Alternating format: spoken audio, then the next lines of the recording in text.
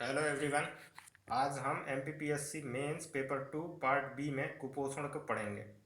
ठीक है। ये 7.2 में दिया गया है पेपर 2 के पार्ट बी में, जिसमें पूरा सिलेबस में है कुपोषण कारण और प्रभाव एवं पूरक पोषण हेतु शासकीय कार्यक्रम। तो सबसे पहले हम देखेंगे कुपोषण क्या होता है या फिर कुपोषण किसे कहते हैं। तो दैनिक पोषण की जरूरत पूरी करने के लिए प्रोटीन, ऊर्जा, विटामिन और खनिज तत्वों की जरूरत से कम या ज़्यादा मात्रा में लेना ही कुपोषण है। ये इसकी परिभाषा होगी। और ज़रूरत से कम मात्रा में पोषक तत्वों के लेने अल्प पोषण कहलाता है, तथा ज़रूरत से अधिक मात्रा में लेने को अति पोषण कहते हैं। अधिकांशतः अल्प पोषण को ही कुपोषण कह दिया जाता है।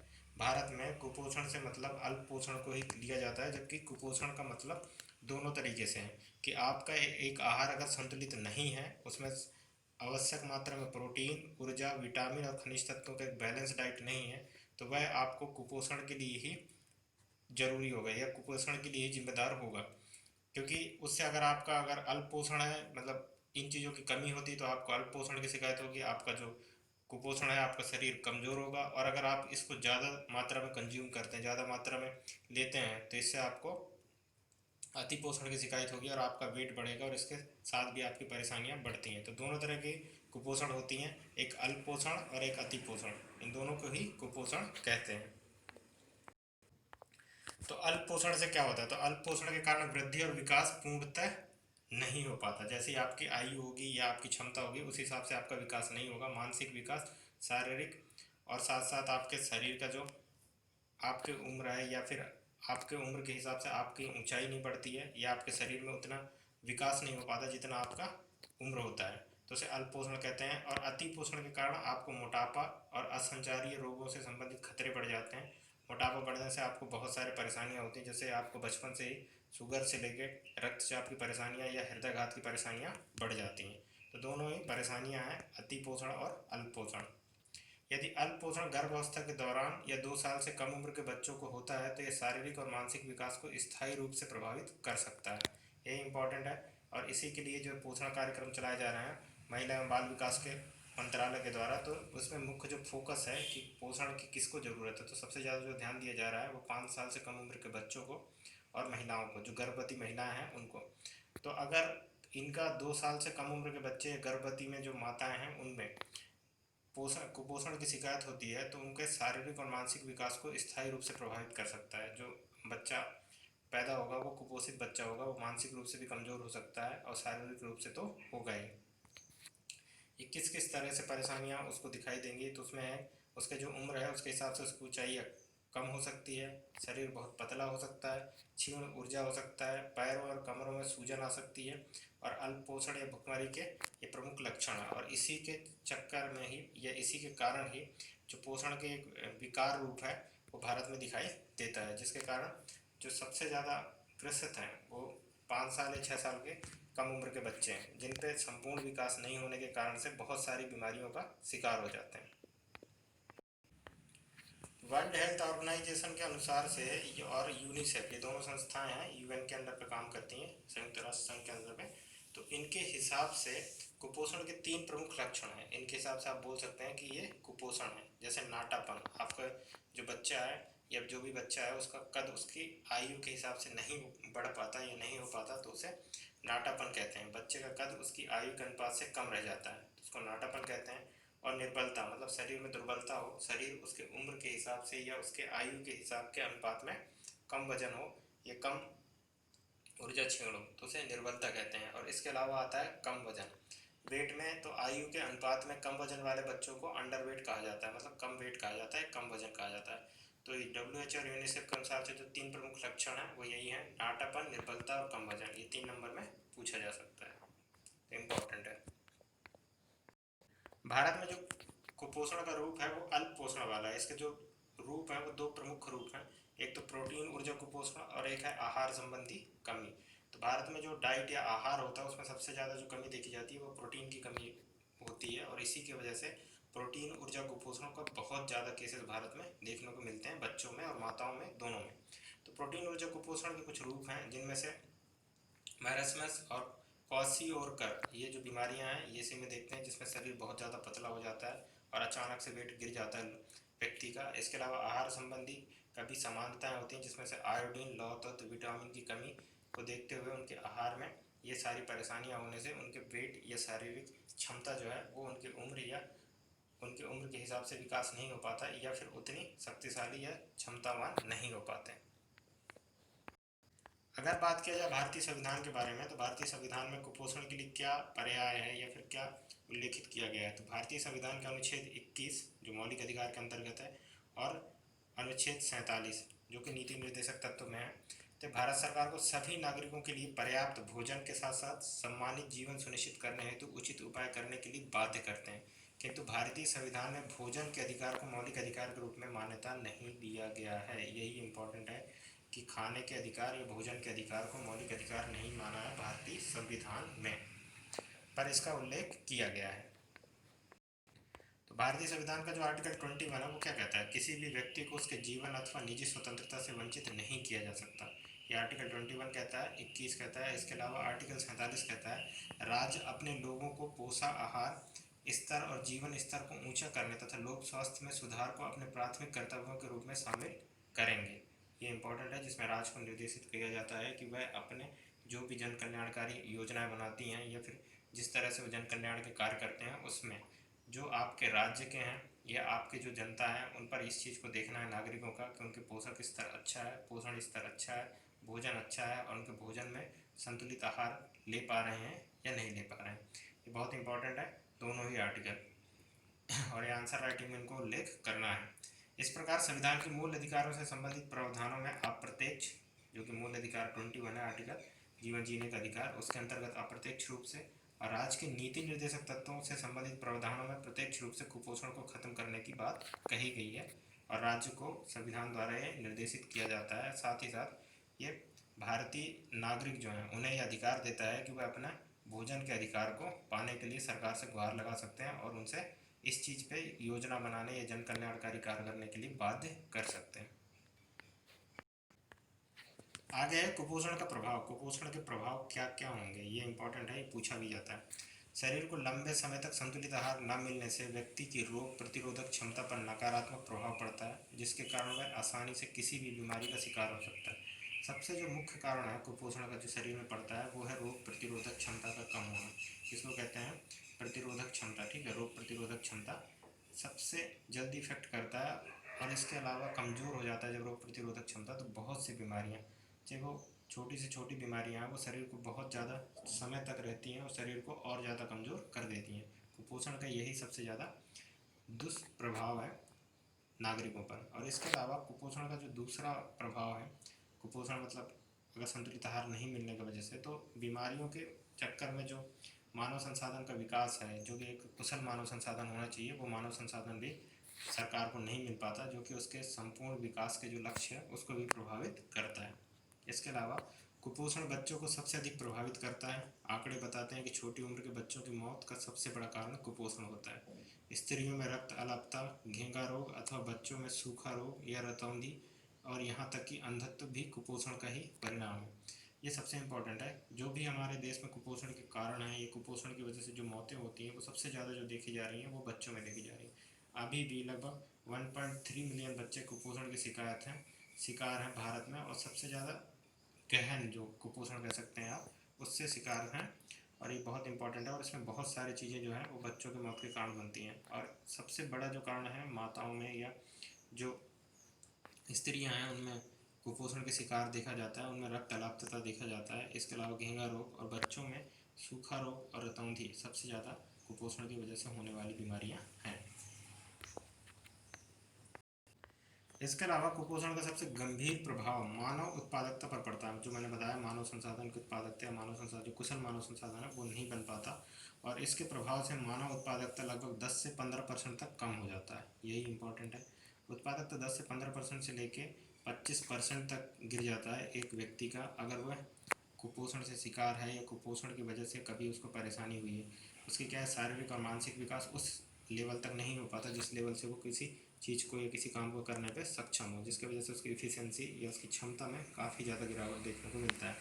और इसी को कहते हैं जो देश के आर्थिक विकास में बाधा उत्पन्न करती है। तो यही इम्पोर्टेंट है इसके प्रभाव में कुपोषण के।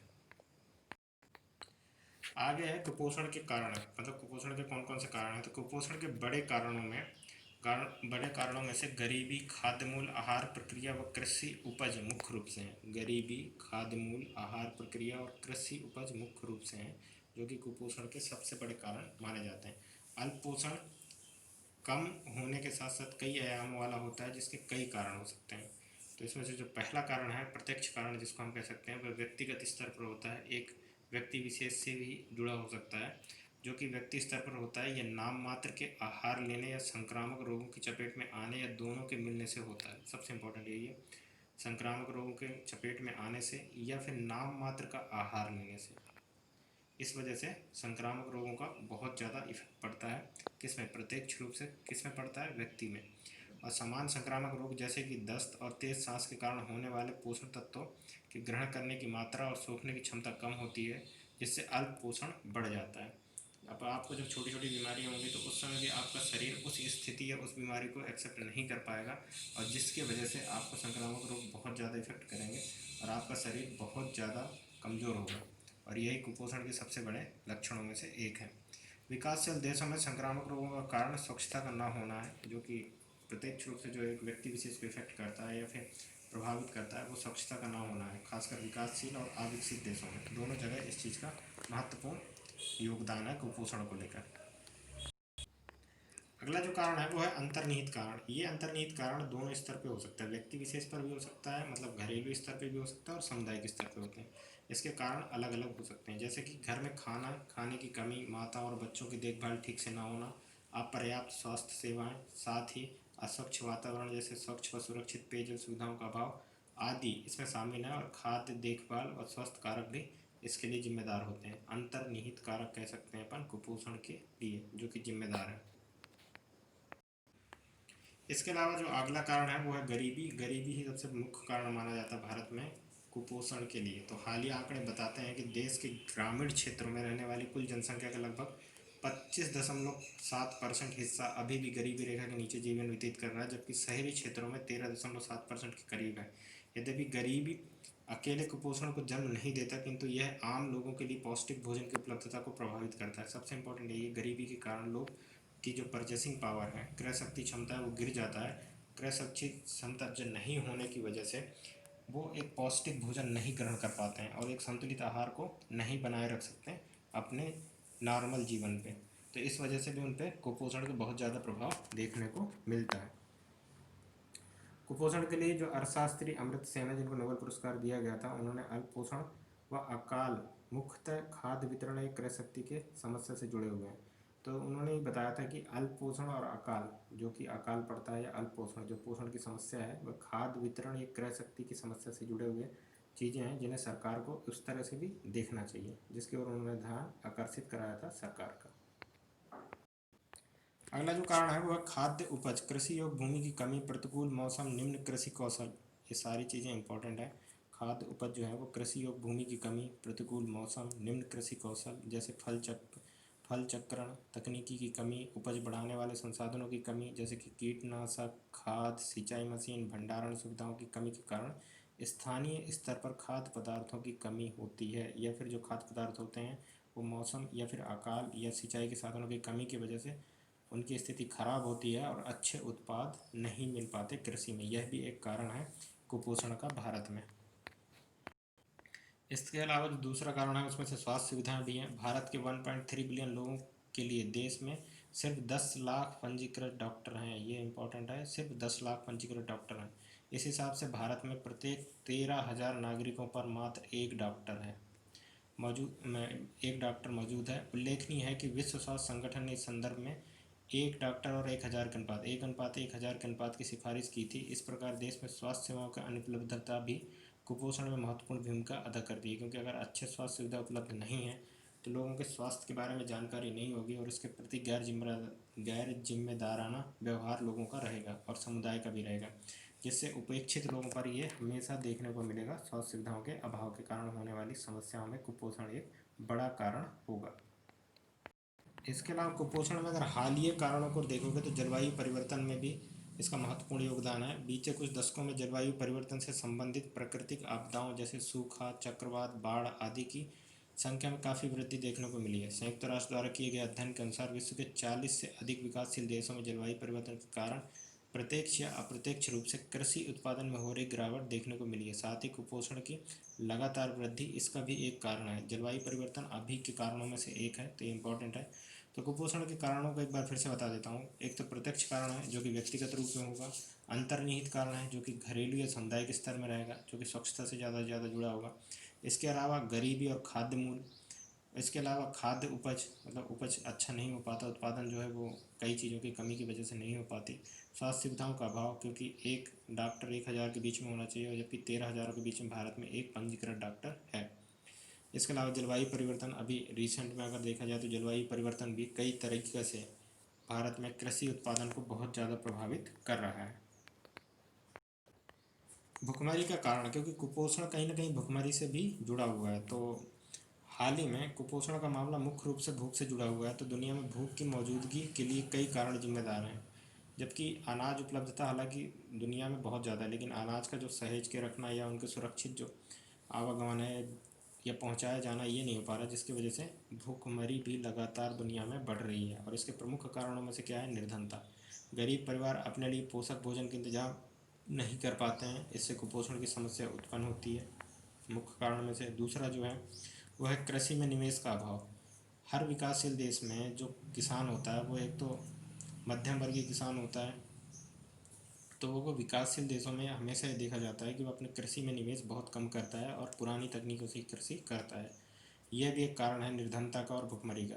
तो विकासशील देशों में सड़कों और इसके अलावा सिंचाई जैसे खेती के लिए बुनियादी ढांचों का बेहद अभाव है, जिसके कारण परिवहन लागत, उच्च भंडारण सुविधा न होने से अनाज बर्बाद और सिंचाई न होने से उत्पादन में कमी, ये सारी चीज़ें देखने को मिलती हैं भारत के कृषि में, जिसकी वजह से यहाँ पर बहुत ज़्यादा कृषि जो उत्पाद है वो नुकसान होता है, क्योंकि यहाँ पे गोदामों की कमी देखने को मिलती है, सिंचाई साधनों की कमी देखने को मिलती है। साथ ही साथ जो परिवहन लागत है बहुत उच्च होता है, क्योंकि जो भौगोलिक दृष्टि से देखा जाए तो भारत में बहुत सारे ऐसे क्षेत्र हैं जो काफ़ी दूर रहते हैं मंडी या मार्केट से। तो ये भी एक कारण है भुखमरी का। इसके अलावा अन्य कारणों में से है अस्थिर बाजार। लगातार खाद्य पदार्थों की कीमतों में ज़्यादा उतार चढ़ाव के कारण गरीब परिवार साल भर पोषण युक्त खाना नहीं खा पाते। यही है कि जो महंगाई है, इन्फ्लेशन रेट है, वो लगातार ऊपर नीचे होते रहता है, जिसमें खाद्यान्नों की महंगाई जो है वो समय के साथ लगातार बढ़ता घटता रहता है, जिसकी वजह से भी जो गरीब लोग हैं वो पर्याप्त पोषक युक्त भोजन नहीं कर पाते। और यही एक कारण है कि लोगों को खाना नहीं मिल पाता और कुपोषण जैसी जो समस्या है वो विकराल होती जा रही है। इसके अलावा युद्ध और विस्थापन, लगातार देशों के मध्य बढ़ता सीमा विवाद, आतंकवाद उत्पादन को प्रभावित करता है, चाहे वो कृषि का उत्पादन हो, चाहे वह इंडस्ट्रियल उत्पादकता हो, उनको प्रभावित करता है, क्योंकि लगातार इस तरह की चीज़ों से वहाँ पे बहुत सारी चीज़ों को जन्म देता है, जिसमें से एक बेरोजगारी भी है और इसके अलावा कृषि उत्पादों में कमी भी है। तो युद्ध और विस्थापन भी बहुत बड़ा कारण है भुखमरी और कुपोषण का। इसके अलावा प्राकृतिक आपदा, बाढ़, तूफान, अकाल जैसे समस्याओं का भी अक्सर खाद्यान्न उत्पादन में और भुखमरी में देखने को मिलता है। वर्तमान में जो प्राकृतिक आपदा है वो लगातार बढ़े हैं, ये भी एक इम्पॉर्टेंट चीज़ है जिसकी वजह से भुखमरी बढ़ी हुई है, क्योंकि जो कृषि है उसमें भी काफ़ी ज़्यादा नुकसान होता है, लोगों के रोज़गार छिन जाते हैं, कृषि क्षेत्र में भी जो उन्नत इकाइयाँ हैं वो बंद हो जाती हैं। इसके अलावा जो नई तकनीकी किसान अपनाना चाहता है वो भी अपने बजट की वजह से नहीं अपना पाता। ये प्राकृतिक आपदा लगातार आ रही हैं, जैसे बाढ़, तूफान, अकाल, इनकी वजह से भी भुखमरी और कुपोषण बढ़ा है। इसके अलावा अनाज की बर्बादी, दुनिया में कुल उत्पादन का करीब 1/3 हिस्सा अनाज बर्बाद हो जाता है, जो कि खाद्य सुरक्षा पर भी खतरा है। और इसके अलावा ये गरीबी और भुखमरी को और ज़्यादा बढ़ाता है और इसका विकराल रूप देखने को मिलता है। कुपोषण को कम करने के लिए, रोकने के लिए सरकार द्वारा कौन कौन से प्रयास किए जा रहे हैं? तो उनमें से कुछ प्रयास हैं, जैसे कि राष्ट्रीय पोषण नीति 1993 में बनाया गया था और इसके अंतर्गत कुपोषण मिटाने और सबके लिए इष्टतम पोषण का लक्ष्य प्राप्त करने के लिए बहु सेक्टर संबंधी योजना की वकालत की गई। यह योजना देश भर में पोषण के स्तर की निगरानी करने तथा अच्छे पोषण की आवश्यकता व कुपोषण रोकने की ज़रूरत के संबंध में सरकारी मशीनरी को सुग्राही बनाने पर जोर देती है।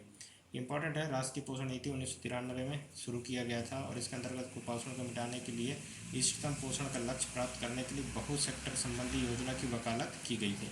ये इम्पॉर्टेंट है, इष्टतम पोषण लक्ष्य प्राप्त करने के लिए बहु सेक्टर संबंधी योजना की वकालत की गई थी।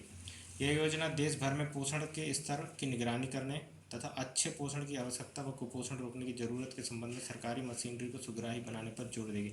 जो सरकारी मशीनरी है जिसकी वजह से जो कुपोषण की समस्या लगातार बढ़ रही है और जो कुपोषण की योजना है उनका लाभ लाभार्थियों तक नहीं पहुंच पा रहा है, उसको भी सुगम बनाने के लिए कार्य करेगी। इसके अलावा जो आगे है वो है मिड डे मील कार्यक्रम। ये 1995 में केंद्र द्वारा प्रायोजित कार्यक्रम है और केंद्रीय कौन से मंत्रालय से है तो एचआरडी मंत्रालय, मानव संसाधन मंत्रालय के द्वारा इसको चलाया जा रहा है और 1995 से शुरू किया गया था और 2004 से इसमें व्यापक बदलाव देखने को मिला और सरकार द्वारा इसमें जो चेंजेस किए गए जिसके अनुसार से अब बच्चों को मेन्यू पर आधारित कर दिया, मतलब फिक्स कर दिया कि इस दिन ये भोजन बनेगा और इतना मात्रा में भोजन दिया जाएगा। तो ये केंद्र सरकार के बहुत अच्छा कुपोषण से निपटने में कारगर साबित हुआ था, जिसकी वजह से पंजीयन दर भी स्कूलों की काफ़ी बढ़ी थी और लोगों में जागरूकता भी आया था शिक्षा के लिए और कुपोषण या पोषण के लिए भी। न्यूनतम 200 दिन है तो निम्न प्राथमिक स्तर के प्रतिदिन न्यूनतम 300 कैलोरी ऊर्जा और 8 से 12 ग्राम प्रोटीन देना सुनिश्चित करना है का प्राथमिक स्तर के जो विद्यालय हैं उनमें। इसके अलावा जो उच्चतर स्तर के हैं, मिडिल स्कूल तक के लोग हैं, उनको न्यूनतम 700 कैलोरी ऊर्जा और 220 ग्राम प्रोटीन, 200 ग्राम नहीं 20 ग्राम प्रोटीन देना सुनिश्चित किया गया है मिड डे मील कार्यक्रम में। तो ये भी इंपॉर्टेंट है, 1995 में शुरू किया गया था। हालांकि ये तो डायरेक्ट पूछा गया था कि कब शुरू किया गया था और इसके अलावा 2004 से इसमें जो बदलाव किए गए हैं वो भी पूछा जा सकता है। इसके अलावा जो अन्य योजनाएं चलाई गई हैं वो है भारतीय पोषण कृषि कोष। ये 2019 में महिला एवं बाल विकास मंत्रालय द्वारा पोषण कृषि कोष की स्थापना किया गया था। 2019 में मंत्रालय भी आपको याद होना चाहिए। इसका एम क्या है, उद्देश्य क्या है, कुपोषण को दूर करने के लिए बहुउद्देशीय ढांचा विकसित करना, क्योंकि भारत का आधारभूत ढांचा वैसे ही कमज़ोर है, लेकिन कुपोषण को कम करने के लिए जो दूर दराज के क्षेत्र हैं, ग्रामीण क्षेत्र हैं जहाँ कुपोषण की समस्या ज़्यादा देखने को मिलती है, उनको कम करने के लिए ये योजना लाया गया था। इसके अंतर्गत बेहतर पोषक उत्पादों हेतु 128 कृषि जलवायु क्षेत्रों में विविध फसलों के उत्पादन पर जोर दिया गया था कि ये डिफरेंट टाइप के फसलें जो उत्पादित किए जाएंगे जिससे फसल चक्रण और इसके अलावा कुपोषण से भी मुक्ति मिल पाएगी। पोषण अभियान इम्पॉर्टेंट है। वर्ष 2017 महिला एवं बाल विकास मंत्रालय, ये भी वही मंत्रालय के द्वारा चलाया गया है भारतीय पोषण कृषि कोष और पोषण अभियान 2017 में शुरू किया गया था। कुपोषण की समस्या को संबोधित करने के लिए पोषण अभियान शुरुआत किया गया था। इसका क्या है उद्देश्य, तो इसका उद्देश्य है परिणामों उन्मुख, मतलब परिणाम उन्मुख दृष्टिकोण के माध्यम से देश भर के छोटे बच्चों, किशोरों और महिलाओं में कुपोषण तथा एनीमिया को चरणबद्ध तरीके से कम करना है। सबसे इम्पोर्टेंट क्या है, किस पे, छोटे बच्चों और किशोरियों पे, महिलाओं पे, ये तीन को फोकस किया गया है इसमें। कुपोषण तथा एनीमिया को चरणबद्ध तरीके से कम करना है।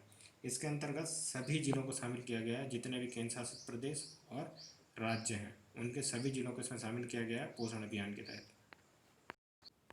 सरकार इतने कार्यक्रम चलाती है पोषण से संबंधित, लेकिन उनके सफलता के बहुत कम चांसेस होते हैं और सफलता जो दर है वो भी 50% के आसपास ही होता है। ऐसा क्यों, तो इसका जो मुख्य कारण है वो 2020 के बजट के अनुसार अगर बात किया जाए तो पोषण आधारित जो योजना के तहत किया गया वह है उसके अधीन आवंटित की गई राशि की तुलना में काफ़ी कम है। ये एक इम्पॉर्टेंट कारण है। इसके अलावा जो विशेषज्ञ हैं वो कृषि को कुपोषण से संबंधित समस्याओं को संबोधित करने का एक अच्छा तरीका मानते हैं, किंतु देश में संचालित पोषण योजनाओं में इस ओर ध्यान नहीं दिया जाता। कभी भी जो पोषण कार्यक्रम सरकार द्वारा बनाए जाते हैं या संचालित किए जाते हैं, ये पोषण योजनाएं बनाई जाती हैं, उसमें कुपोषण के इस वाले तरीके को या तो कृषि के जो क्षेत्र है या कृषि के व्यू में देखने के लिए सरकारें नहीं सोचती और यही एक वजह भी है कि कुपोषण के जो कार्यक्रम है वो बहुत ज़्यादा असफल लगते हैं। इसके अलावा कुपोषण हेतु आवंटित कुल राशि का 72% हिस्सा सूचना एवं संचार प्रौद्योगिकी पर खर्च किया जाता है। ये बहुत बड़ी प्रॉब्लम है भारत सरकार की। इसमें बहुत सारी योजनाओं को फेल किया है, जिसमें उनके जो फेल का मेन उद्देश्य है वो यही है कि जो उसका खर्च है वो हकीकत जिसके लिए उसे अलॉट किया गया उसमें ना होकर अन्य चीज़ों पे होता है, जैसे एडवर्टाइजमेंट वगैरह इसमें। तो ये एक महत्वपूर्ण कारण है। अब इम्पॉर्टेंट ये है, इसके अलावा और भी बहुत सारे कारण हैं जो कुपोषण से संबंधित योजनाओं को सफल नहीं होने देते। उनमें से भ्रष्टाचार एक इम्पॉर्टेंट है, लोगों में जागरूकता की कमी, भौगोलिक स्थिति और क्षेत्रीय असमानता। इसके अलावा जो समुदाय बेस्ड शिक्षा है, कुपोषण के प्रति जो जागरूकता होना चाहिए वो भी कमज़ोर है। इसके अलावा प्रशासनिक ढांचा का भी कमज़ोर होना एक महत्वपूर्ण कारण है कुपोषण के सफल नहीं होने का।